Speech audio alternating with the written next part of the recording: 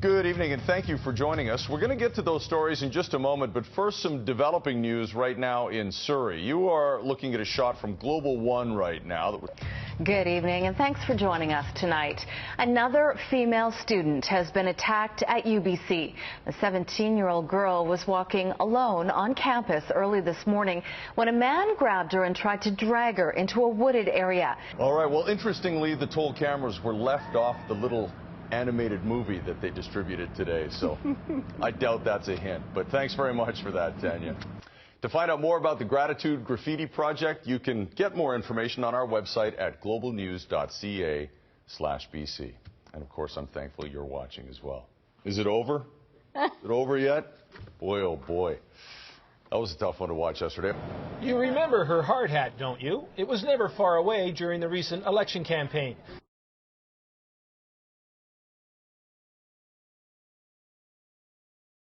Within White Rock city limits, trains are not allowed to use their whistles between 8 p.m. and 6 a.m. The reason being is, well, you can see there are a lot of homes nearby. Now, because that's the case, one of the suggestions that may come out of this review is the suggestion to put up chain link fences on either side of the tracks because, as you can see, anyone can cross them at any time. But if you ask the mayor about that suggestion, he says it may actually make this area more dangerous. Now, these flavors in the products are very strong. I bought a grape and a strawberry today. The packaging, as you can see, is designed to look a lot like candy packages, specifically appealing to youth. And the smell, I mean, it's too bad we don't have smell-o-vision because the smell of this is so strong. It actually filled up my entire car with the grape scent, which is not what you want. That, presumably, is the camera, but whether they could see anything out of there, who knows?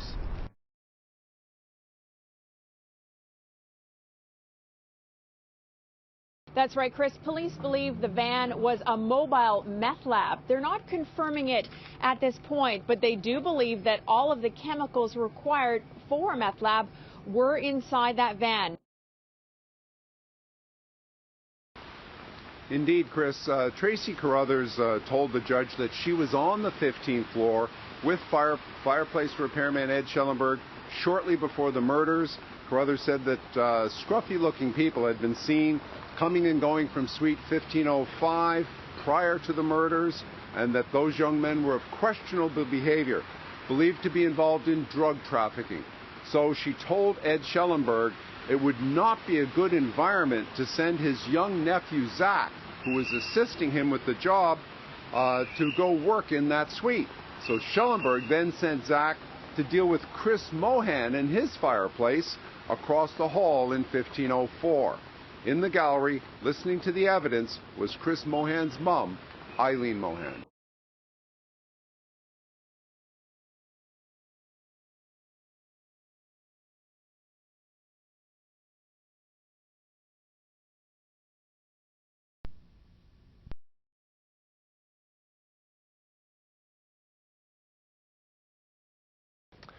This is day 2 in the Surrey 6 murder trial. 3 reputed gang members accused of the execution-style deaths of 6 men nearly 6 years ago. 2 of the victims were innocent bystanders, including a 55-year-old fireplace repairman who was doing some work in the apartment when the hitmen came calling.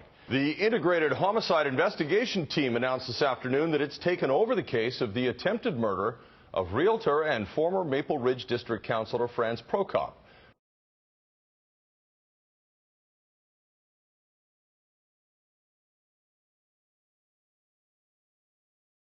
Starting in 2017, we will be breaking the worst bottleneck in the Lower Mainland. It's another example of the Premier and the government dangling shiny things in front of UBCM delegates. This is about growing the economy. It's about continuing to create jobs. I mean, if we want to get our goods to market, if we want to continue to expand our markets in Asia, we have to continue to make strategic investments in our transportation. I think removing that tunnel to service the port's needs, and I think the feds and the port better come in with big dollars. You're not going to solve the problem. You're just changing the location of the parking lot on the highway.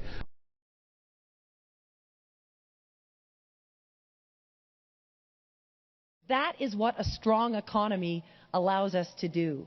And it's well and good to be offering all kinds of slogans and to be out saying, you know, we're going to build a bridge, but there's no details around that. Now, Chris, these warning signs along the road are tucked in the causeway of Stanley Park. So motorists have been cautioned of extreme delays coming. And there is information about this at the city website, vancouver.ca.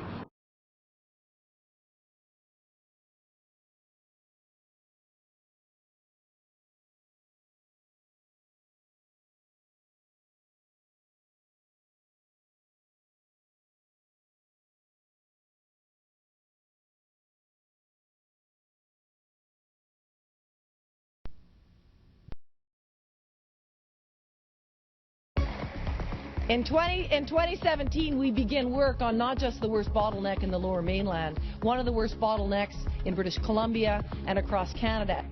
Take a look at the province's solution to Massey Tunnel gridlock.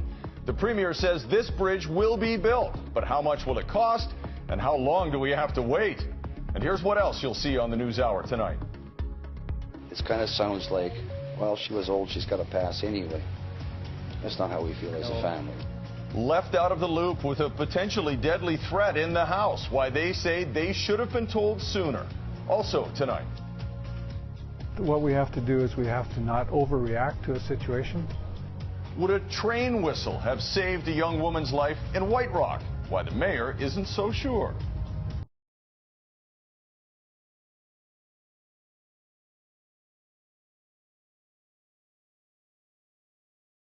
It's very devastating to us. He lost his mother in the E. coli scare linked to a cheese farm. Why he says the family is lucky she was the only victim.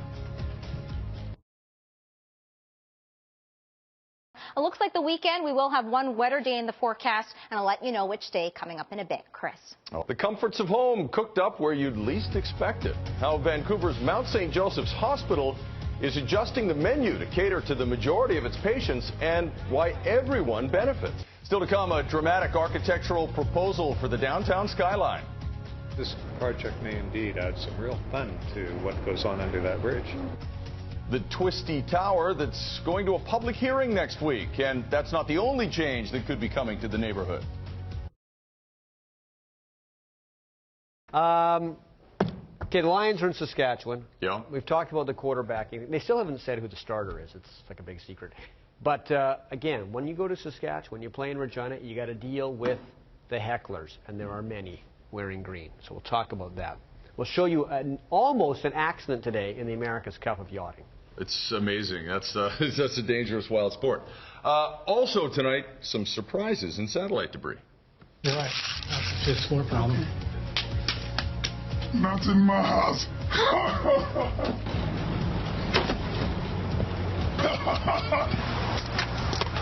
No. Not today.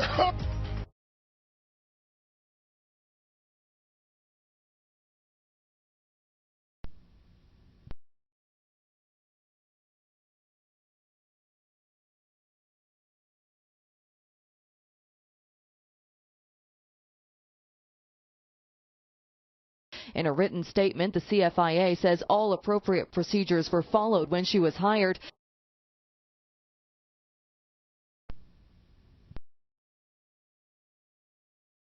We are certainly seeing a strong wave move across our region right now. At times, it's really heavy. We saw quite a downpour here in Burnaby just about an hour ago, and we can expect that through the evening hours. It won't be until the overnight periods that we'll catch a little bit of a break in the action, and we'll show you, though, there still is more moisture on the way. At the airport right now, we're reporting 10 degrees, and they are showing periods of rain as well. Temperature-wise, we only warmed up to 13 degrees, so it was certainly cool today. Normally, we should be hitting 16. Tomorrow, you can expect similar conditions, so wet and cool. It won't be until much later in the day that we'll finally catch a little bit of a break. When we look at the REMAX satellite, you can see the band that we're dealing with right now.